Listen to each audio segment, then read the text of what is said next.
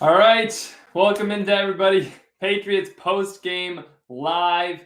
Finally got that first win of the season after a tough loss to the Dolphins last time out. The Patriots come through here today against the Jets, and not too much trouble with the rookie Zach Wilson. You can say that again. Not too much trouble at all. Zach Wilson comes in last week against the Panthers, facing Sam Darnold, the Jets' old quarterback, and doesn't look god awful. I mean, didn't have a great game by any means, but doesn't look like a complete bust. Looks like maybe there's some things to work with there.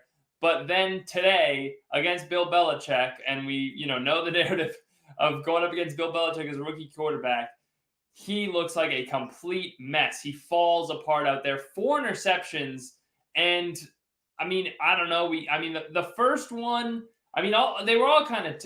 No, I don't want to say all kind of tipped, but there were a few that were kind of tipped. The first one, it was just a throw into too much coverage. I mean, tipped by J.C. Jackson, and McCourty obviously tips it into Jackson's hands. So you can talk about that being tipped around, but it was a bad throw into coverage. And then he throws it to the Adrian Phillips throw a little high. Adrian Phillips picks that off. I think probably his worst throw was one of the last two. The one that just fell. The last two basically just fell into J.C. Jackson and Devin McCourty's hands, and it was just like at that point. From that point forward, I was just expecting, when's the next Zach Wilson pick happening?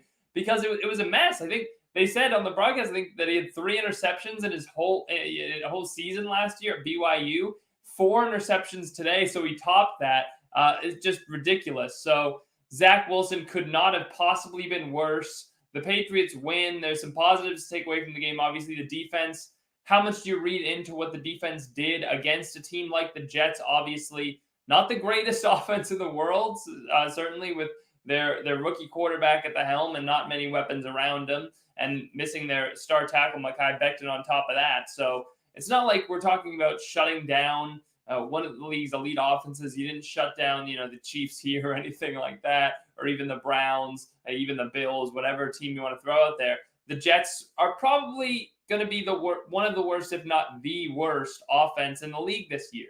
So, we can all get excited about the defensive performance. Yes, it was encouraging. Yes, it's exactly what you should have done against the Jets, but it doesn't. I think it's hard to read too much into what it's going to say about this team this season. I think that, it's just at the end of the day, you played one of the NFL's worst teams. You took care of business, which you needed to do. So, it's, the only thing you could have done was honestly just have people lose faith in you if you had come out here and blown this game somehow or kept it close. But they did exactly what they were supposed to do. They go set up for next week against the Saints, who lost today, didn't look great today. So suddenly that game's looking a little better. Remember, after week 1, we were talking, oh boy, the Saints just decimated the Packers. Now is that week 3 game more difficult than we even thought? And then the Saints kind of come back to earth a little bit today against the Panthers. So we'll see what kind of Saints team we're going to get next week. Are we going to get the team that looked, like run and gun, just offense, air it out, just incredible stuff from Jameis Winston? Or are we going to get what we saw today against the Panthers? So that's next week's stuff. But as far as today's game goes, the Patriots, did exactly what they were supposed to do. A few things on the game. I guess that one thing to focus on is just the quarterbacks, obviously. The fact that the Jets rookie looks so terrible and the Patriots rookie, Mac Jones, Mac Jones didn't do a lot in this game, I'll say. I mean, 22 of 30, his completion percentage was great. No touchdowns, no picks.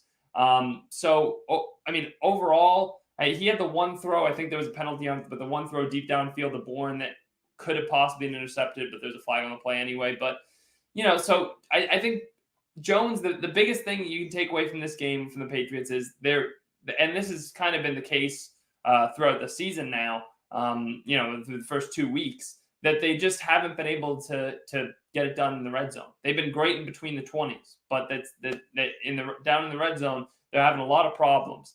And this was something that I think people were hoping was going to be different this season, with Damian Harris being more in the mix, with Ramondre Stevenson, the drafter who was inactive today. The Patriots, I think a lot of people looked at it and said, well, the Patriots have a power back for the goal line now. They'll be able to punch in more of those chances. Good offensive line, good tight ends on top of that. They should be a good red zone team. And for some reason, they're not right now.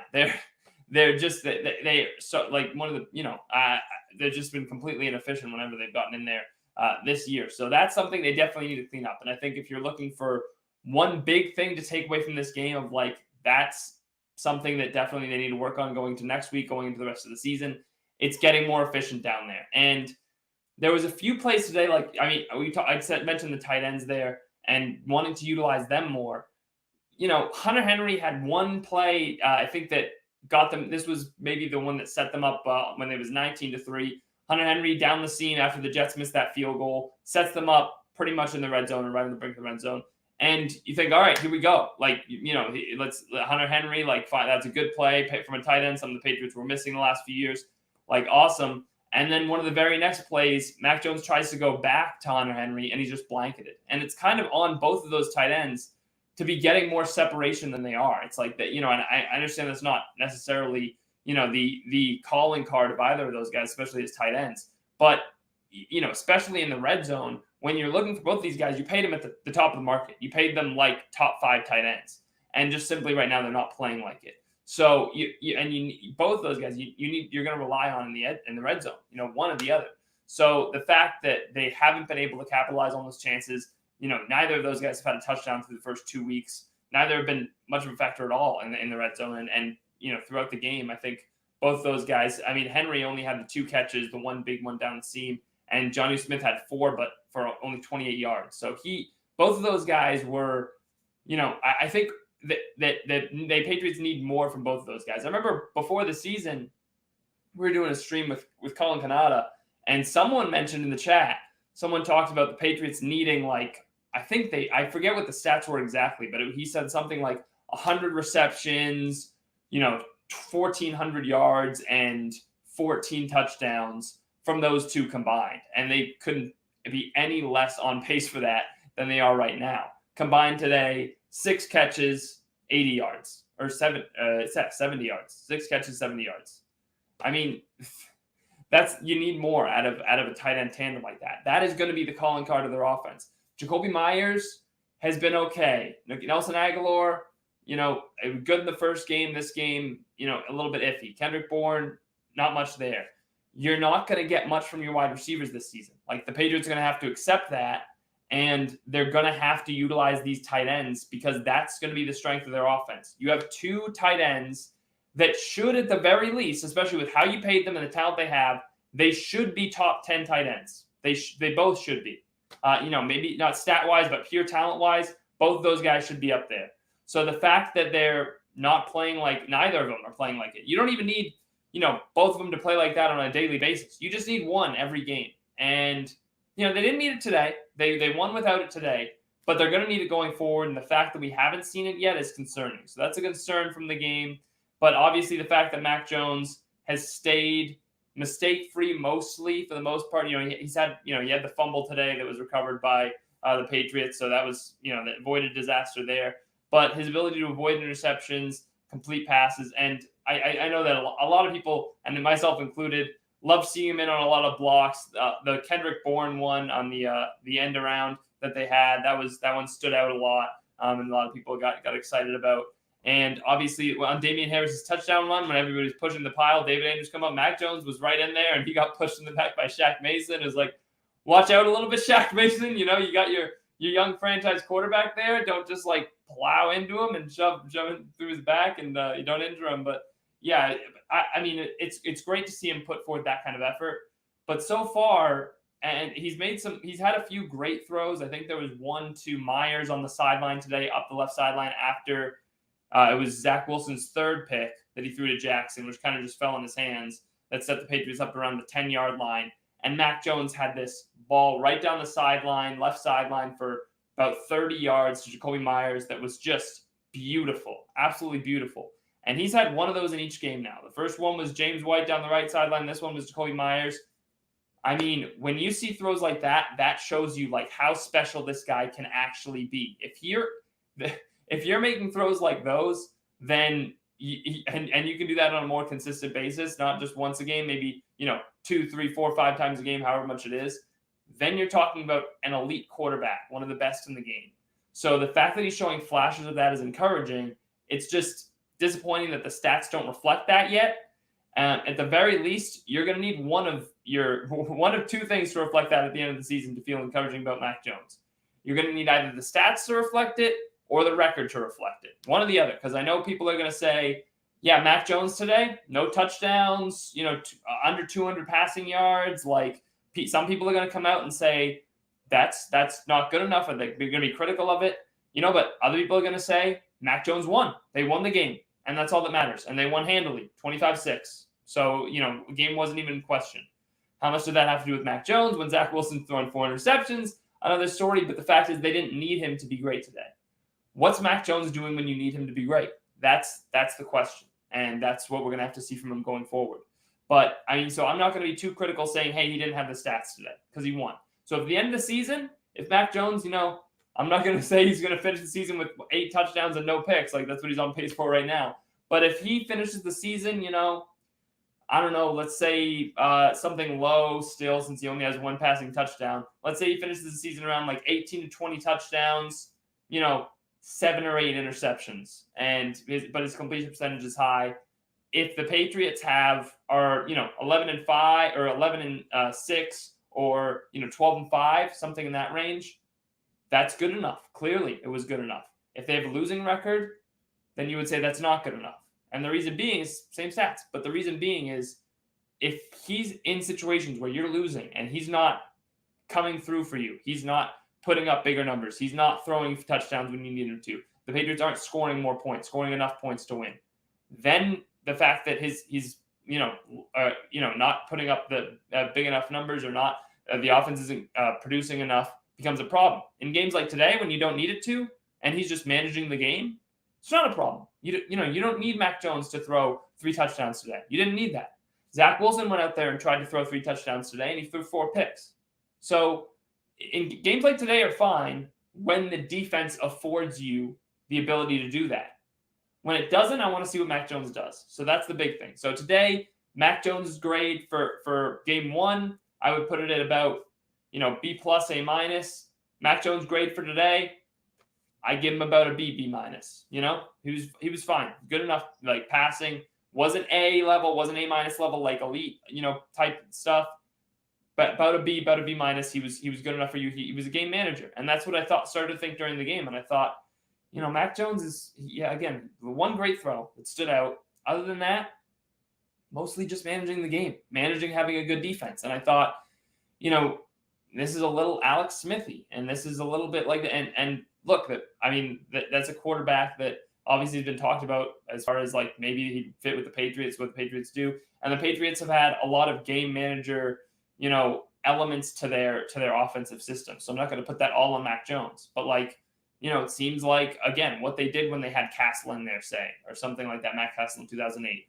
Or, so I think that there's things to be encouraged about, but there's also things we just haven't still seen enough from him, And I put the first game in that category too, because they should have won the first game without Mac Jones doing much. Like, if Damian Harris holds on the ball, you kick the field goal, it's through, and Mac Jones did enough for you to win.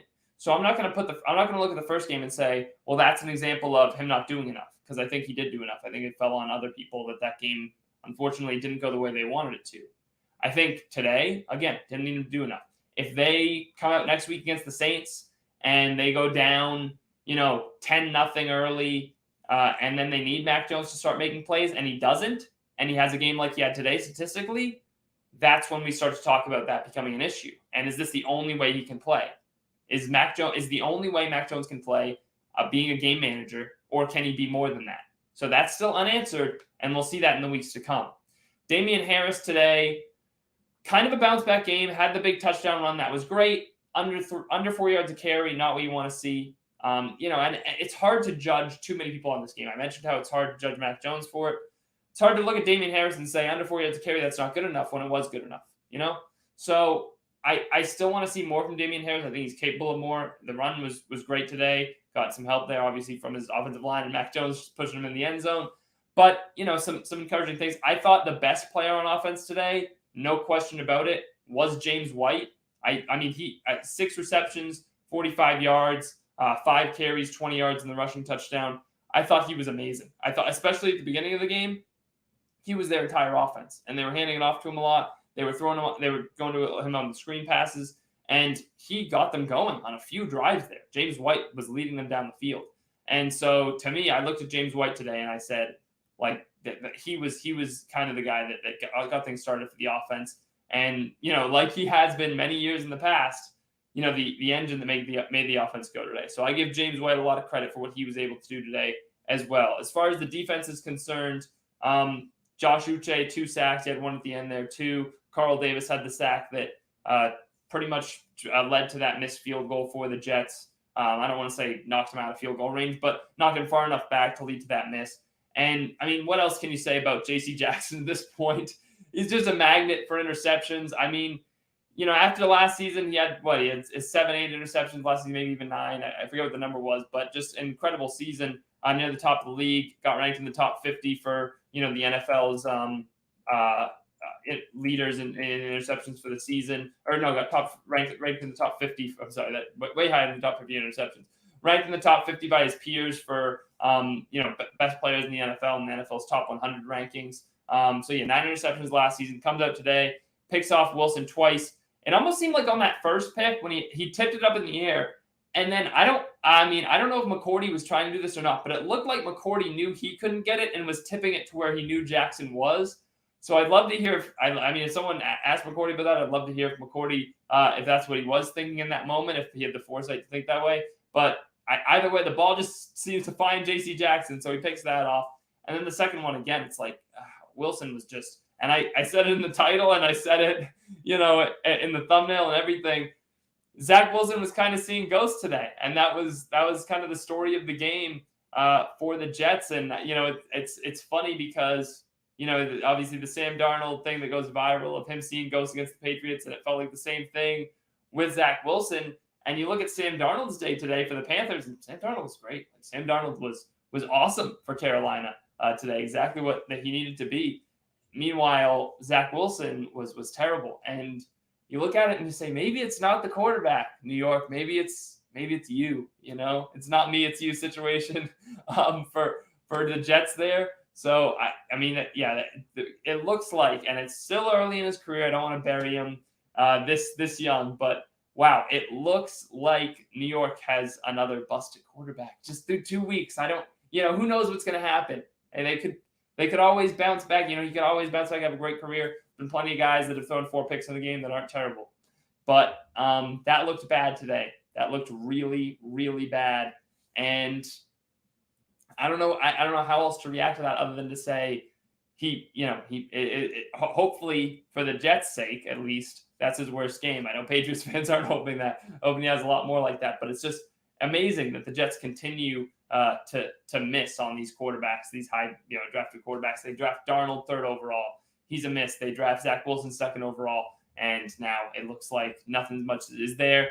It's just hard when you're put in a situation where your wide receivers around you, and I spoke to a lot of Jets fans before the season that were excited about what they had around them. Bringing in Corey Davis and Elijah Moore and all these guys, but it's like you brought in the 2nd best receiver on the Titans, who they upgraded this offseason, and middle round wide receiver that you drafted in Elijah Moore, that's just not that impressive. And you have nothing at running back. Your offensive line, you had Becton, now he's out. It's just there's not a lot around him. So I'll give him a pass on that.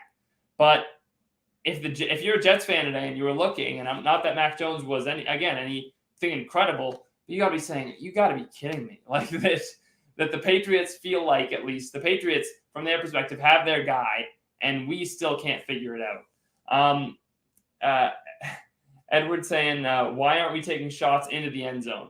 And, it's an interesting point, Edward, because it feels like when they get down there, it's still the very conservative play calling. They're running the ball a lot. And the pass to Hunter Henry that I was referring to before, they throw it over the middle to him while he's kind of covered, or Mac Jones throws it over the middle to him, I should say, while he's kind of still covered and not much is open, and he's not, really throwing it into the end zone. So maybe it's still just part of that game plan, part of bringing Mac Jones along, part of the continued grooming process, trying to avoid asking him to do too much, like the Jets asked Zach Wilson to do today.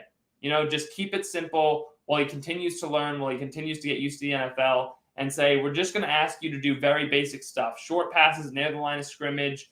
If you can, go out there and you want to try to make a play to Jacoby Myers down the sideline or James White down the sideline, you can go for that. But besides that, trying to make sure you're playing mistake-free football. And it seems like that's what Bill Belichick's about. That's the whole game plan that he's always preached. And, last week, the Patriots had the 4 fumbles and the 2 obviously recovered by the Dolphins. And this week it was the Jets that had the mistakes. And, so far that's been the trend for the Patriots, and it's a common trend in the NFL. So whoever making the mistakes ends up losing the game. So, for the Patriots, it looked a lot cleaner. They had that Kendrick Bourne play at the very beginning that could have been a fumble. Forward progress was stopped, but should it have been? I mean, the Jets have a case there. But besides that, really, no big mistakes for the Patriots in the game, besides the Jones fumble that they recovered. So there's still some fumbling issues they need to clean up still. But nevertheless, they avoided as many mistakes as the Jets made and cleaned up the penalties a little bit. It wasn't as bad as last week. So that's encouraging too. And if they continue to do that going into next week against the Saints, that should be helpful. But from the perspective of should they be doing that more? Should Mac Jones be doing that more? Absolutely. I mean, but it comes down to those tight ends. You have to utilize the tight ends more and get them in the end zone. Edward saying field goals won't always win games, especially against great teams. And yeah, that's what we took off the show with Edward talking about at the beginning is. It's great when this is all you need. It's great when you can trot Nick Folk out there and he can make all his field goals and miss the 1 extra point, but set the franchise record for consecutive field goals made and do all that stuff. And that's, fantastic. If that'll win you the game, go for it. But when it comes time to play the Buccaneers in week 4, which is your first real, I don't want to say real test because the Dolphins are a good team. Didn't show so much today against the Bills. So, who knows? But, when you're playing a team like that, in week 4, that's going to be a game where you need touchdowns. So what do? What does Mac Jones do? Is he capable of that? Do you expand the game plan? Do you take more shots into the end zone then? Do you use the tight ends more? Are they playing possum right now? Are they saying we can win without throwing everything in the kitchen sink at these teams? We don't have to show all our array of offense. We can hold that back and bring that out in the times when we really need it. I don't know. It felt like today, not to, make this a mountain out of a molehill here, but they ran the trick play against the Jets. They were pulling out trick plays and stuff like that. So they were in their bag of tricks with the double pass to Mac Jones, which was nice. But, so what was the point of that? What are you, did you feel like you needed to get the offense going? Did you feel like you couldn't get it moving any other way? Did you need to make things easier for Mac Jones, allow Jonnu Smith to get more separation by tricking the defense? What was the decision making behind that? So interesting from that standpoint. But overall, again, if that's all you need against the Jets. But in week 4 against the Buccaneers, we'll see, and we'll see next week in week 3 against the Saints, which I'm now very confused about what we're supposed to see. At first, I was like, yeah, the Saints, Jameis Winston, they might not be exactly great in, week 3. You shouldn't maybe expect them to do much. Then they come out against the Packers and they look amazing. Then they come out this week and they look terrible. So really, I'm assuming that the Saints team that we're probably going to end up getting is something more in the middle, I guess. That one interesting element to the game is going to be Jameis Winston is, he's a guy that the Patriots could have potentially brought in. And, before, I think I cracked the thunder there outside. Jameis Winston's a guy Patriots could have potentially brought in after Tom Brady was gone. It's free agent. Patriots could have decided, hey, let's take a chance on Jameis Winston. And they didn't. So is there a little bit of a revenge game factor for Jameis Winston? We'll see. As far as other notes from the game, I thought that overall, the entire defense did play really well. I thought they did a good job getting pressure on Wilson. He was running for his life a lot there. Juwan Bentley was actually in there a lot, making a lot of plays in the game. And, that's a guy that I know has taken a lot of heat from a lot of people in and around Boston, in and around the team, for his play and kind of his lack of mobility and sometimes struggling at times. But for all that, he was great today. It was one of his best games as a Patriot. So you got to give Juwan Bentley a lot of credit. Almost had a pick at one point, got a pass deflection in there, a few tackles for a loss, at least one in there that I remember, and was all over the field. So you got to give Bentley a lot of credit for that as well. I mean, Jawan Williams, I didn't love his day. They try to utilize him in a lot of different situations. They sent him on pressure at once. Zach Wilson, where he got a pressure in there, unblocked. He got called for the holding penalty at one point in the game. I feel like, they're trying to put him in there and they're putting him in some situations. I just think at this point, you need Stephon Gilmore to come back so you can, have your secondary be a little shape up a little bit better and take Jawan Williams off the field. I think that's the guy, obviously, you'd take out of the group at that point. Between J.C. Jackson, Jonathan Jones, Jalen Mills, I think that the odd man out once Gilmore comes back is still going to be Jawan Williams, and I think that was kind of showcased today. But I think Matthew Judon, too, had a couple plays today that stood out. One of them being the one where I think he stopped. I think it must have been Johnson in the backfield or someone. He just came shooting right through the gap, 8-yard tackle for loss. And I saw that and I was like, wow, that is what you want. That's why you pay Judon big money. That's what you're paying him for. Those are the type of plays that you need him to continue to make for you. And he didn't show much in that first game, but that play today was just hopefully a sign of things to come, because I said it before the season, that is probably going to be your best player on defense. I think that's your most talented player on defense this season, with or without Stephon Gilmore. I think Stephon Gilmore is a little older now, and coming off this injury, I don't know how good he can be. So I don't have as much faith in saying Stephon Gilmore is your best player as I do saying that about Matthew Judon. And I think that if he can continue to do things like that for them, their defense is going to be really, really special. I think that obviously J.C. Jackson now has an argument for a case to be made for him as well, with the 2 interceptions today and everything he did last season. So if you want to argue J.C. Jackson, hard for me to disagree with you after the game he just had. But I personally think Matthew Judon, there's a reason they went out and paid him, and we saw a little bit of it today. So we'll see if we continue to see that moving forward. But overall, I think Mac Jones, that's obviously the biggest story around the team. If you're still looking for an answer on him, is he the guy, is he not the guy?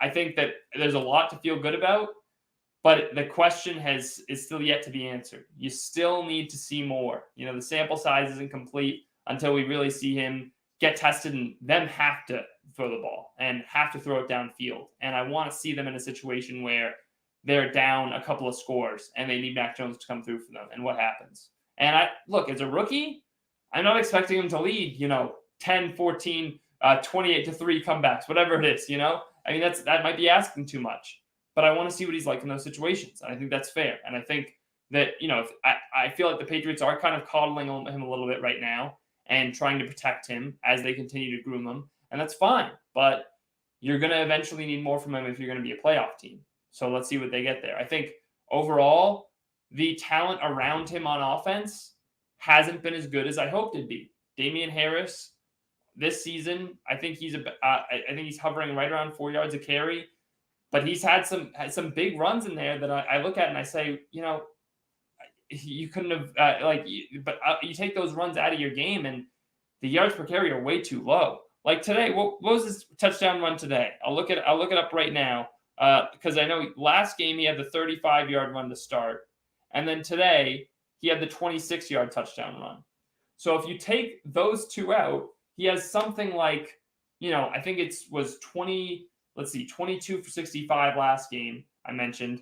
And then today, after I just said it was 32 yards, 20, whatever it was, 28 yards at the end of his touchdown run today.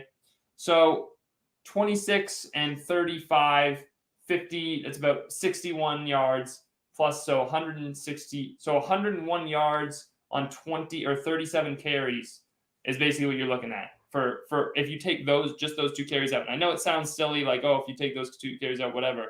But that is 2.7 yards per carry. Just taking out 2 runs. I understand. Why are you taking out the runs? I understand that can be frustrating to hear. But if I just take out 2 runs, you're 2.7 yards a carry. That is not good enough. That's simply not good enough.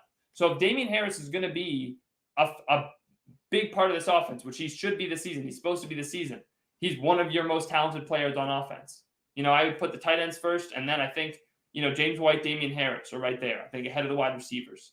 And he's their leading carrier right now. They're relying on him as they continue to kind of, like I said, make sure not put Mac Jones in situations where he can make mistakes. They're relying on Damian Harris for a lot of their offense. And when I can just take out 2 runs and you're well under 3 yards of carry, that's not good enough. That's not going to be good enough. So I want a lot more out of Damian Harris. There were some things working against him today. They didn't have Trent Brown. That was a problem, notably for a lot of the game. Durant had to be pulled for Herron because Yasir Durant was not good today in the first half. I think he allowed 3 sacks just in the first half. So Durant, for all the praise he got last week for his play, wasn't good enough today. And they're going to need Trent Brown back for the passing attack and the rushing attack.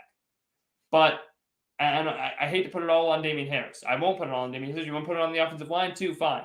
Their running game needs to be better. If you break a big one here and there, that's great. 35 yards last game, I think, set you up. I don't know if it didn't. I didn't do much on that first drive, so it didn't set you up with a whole lot. That run today, obviously, getting the end zone, great. You got a little push at the end, fantastic. But again, every other carry, you put those together, 2.7 yards per carry, 2 carries out of there.